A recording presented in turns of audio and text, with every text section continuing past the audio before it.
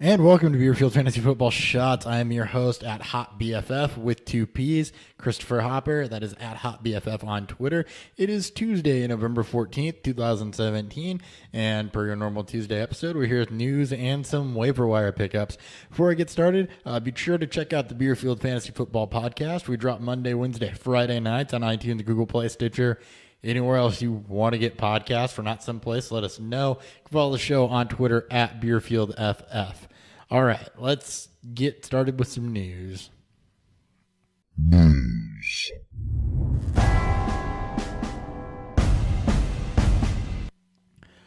Rob Kelly has been placed on IR for the Redskins, so that means it's time for the majestic unicorn Samaje Perine to shine again and get his carries and hopefully average more than 4 yards. Anyway, the Seahawks have also placed CJ Prosise on IR with his ankle problems. Mike Davis has been promoted to the practice squad. Remember Mike Davis? Big back, preseason all-star at the 49ers a couple of years ago. No, not ringing a bell. Watch him because he could be sneaky, but still going to move on McKissick, Rawls, and Lacey. But his job, 11 weeks in, still wide open. In good news, Curtis Samuel's season is mercifully over. That means you don't have to watch him anymore. He damaged his ankle trying really hard to drop a touchdown pass from Cam Newton in the end zone because he's terrible at football. And he is done for the season. So Russell Shepard will now be the next man in the line for that wide receiver 2 spot to drop Cam Newton's passes.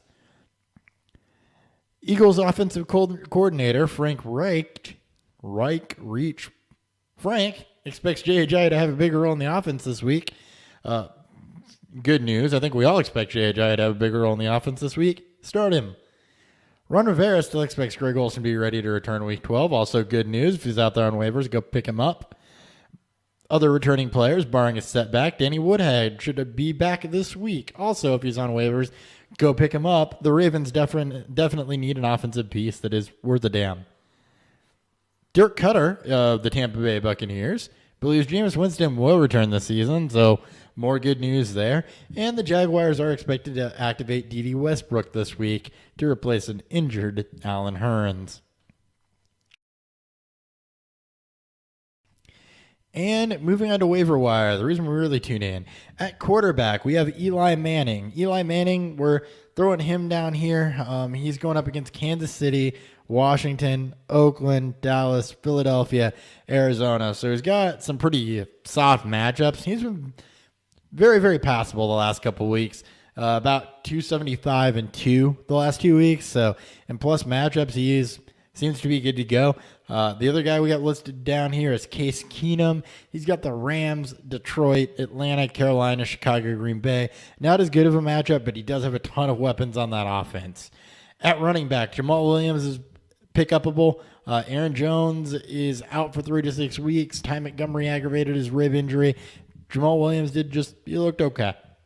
You've got Deion Lewis and Rex Burkhead who have taken over the primary backs, or at least splitting that as the primary running backs for New England. They've both been more than adequate, and they've got cush matchups against Oakland, Miami twice, and Buffalo twice the rest of the season.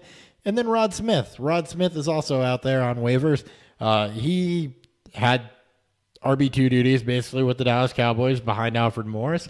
Look for him to have more of a role going forward, though. He looked really good on tape. He did see about 10 touches. Also, the aforementioned majestic unicorn Samaje Perine. At wide receiver, Dontrell Inman is out there floating around. He saw 8 targets, caught 7 of them, I believe, for 68 yards or 88 yards. I don't know. He had a really good day with Mitch Trubisky of the Bears. So he appears to have sat into this offense nicely. Jamison Crowder's still floating around out there. He's put up 2 very good weeks, or at least the last 2 weeks he's played have been very good, and double-digit targets. Marquise Lee, he's been stellar for the last 3 weeks now, and Corey Davis, who was a fumble away from an awesome day and a couple feet away from a really awesome day. So he's flashing. He's worth the stash, and don't be surprised if he goes off this week. We have no tight ends to mention because tight ends are terrible. And DST, the Saints, they're still under 50% owned. I don't know how. This defense is for real. They've been top 5 the last several weeks. They're not going anywhere. The Bengals have Denver this week and Brock Osweiler. And the Chargers going up against Buffalo, who looked pretty inept.